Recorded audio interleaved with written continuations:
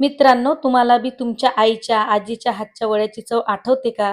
आज आपण तीच पारंपरिक रेसिपी बनवणार आहोत.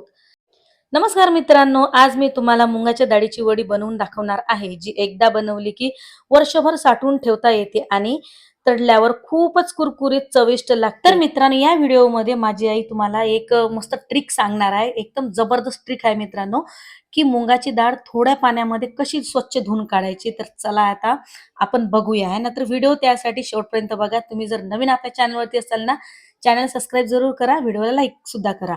तर मित्रांनो, इथं ना मी सकाळी पहाटे 5 वाजता मी मुगाची डाळ भिजू घातली. 1 किलो मी इथं मुगाची डाळ भिजू घातली होती.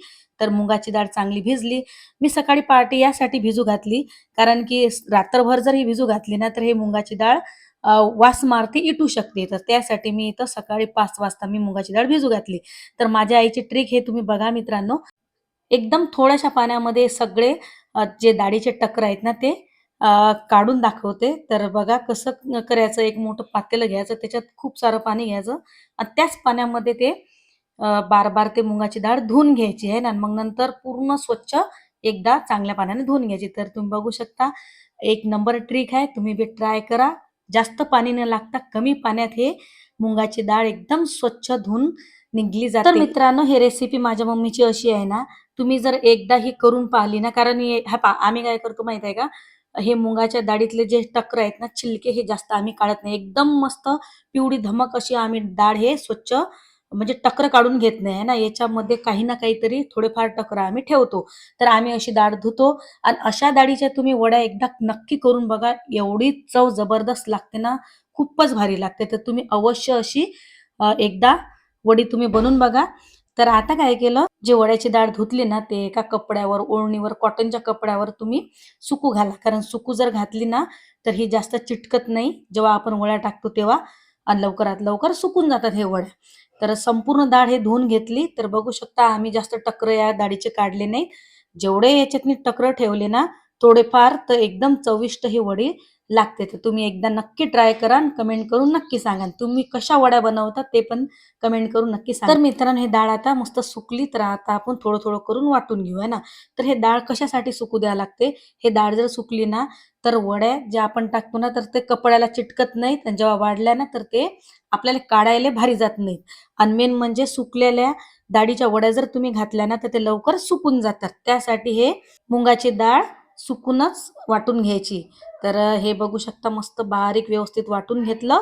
वाटून घेतल्यानंतर आता आपण वड्या टाकायला सुरुवात करू. तर ह्या मुगाची डाळ अशी व्यवस्थित बारीक वाटून घ्यावं लागते. याच्यात अजिबातही पाण्याचा थेंब न टाकता हे मुगाची डाळ वाटून घ्यावं लागते. तर अशी वाटून घेतल्यानंतर एका भांड्यातनी आपण काढून घेऊ. तर मित्रांनो, वडी बनवायसाठी असं हे व्यवस्थित बारीक वाटून घ्यावं लागते. आता वड्या कशा करायच्या, तर असा थोडासा गोळा घ्यायचा, असा हातातनी असा व्यवस्थित असा सेट करून घ्यायचा. असा सेट केल्यानंतर अशा छोट्या-छोट्या अशा हे वड्या टाकून घ्यायच्या. तर मित्रांनो, या वड्याची भाजी ना 5 मिनिटात ह्या वड्याची भाजी होऊन जाते. कुठेही समजा मुलांच्या टिफिनवर बी तुम्ही देऊ शकता.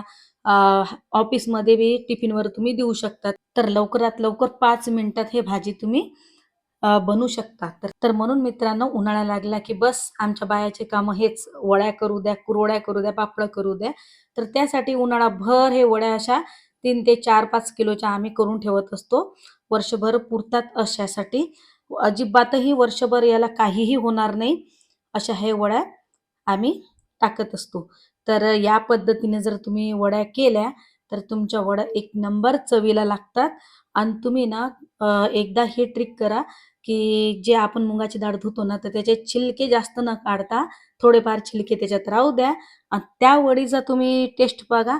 आणि सगळे आपण जे छिलके काढतो ना, एकदम एकही छिलका ठेवत नाही, त्या वडीची तुम्ही टेस्ट बघा. तर या दोन्ही वडीपेक्षा ना, जे छिलक्यावाली जी वडी असते ना, ती एक नंबर जबरदस्त लागते. कारण त्यामध्ये ना जे छिलके असतात, तर त्या छिलक्यामध्ये जे व्हिटॅमिन्स असते, ते त्या वड्यामध्ये ॲड होऊन जाते.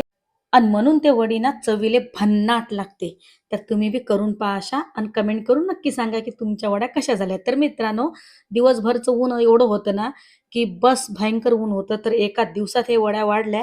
पण तरीही या वड्याला ना 2 दिवसाचं ऊन द्यावंच लागते बरं. 2 दिवसात हे व्यवस्थित समजा हे वड्या होऊन जातात. तर आता मी सगळ्या या ओढणीवरल्या हे वड्या काढून घेते आणि काढून घेतल्यानंतर एका प्लेटमध्ये मी जमा करते. तुम्ही बघू शकता मित्रांनो, की डाळ सुकू घातली ना, तर वड्या हे लवकरात लवकर निघतात. नाहीतर मित्रांनो, आपण मुगाची डाळ जर सुकू दिली नाही ना, तर त्या वड्या जास्त चिटकतात. तर काही-काही लोकं काय करतात, की याच्यात पाणी टाकून वाटतात. तर अजिबातही पाणी टाकून तुम्ही वाटू नका.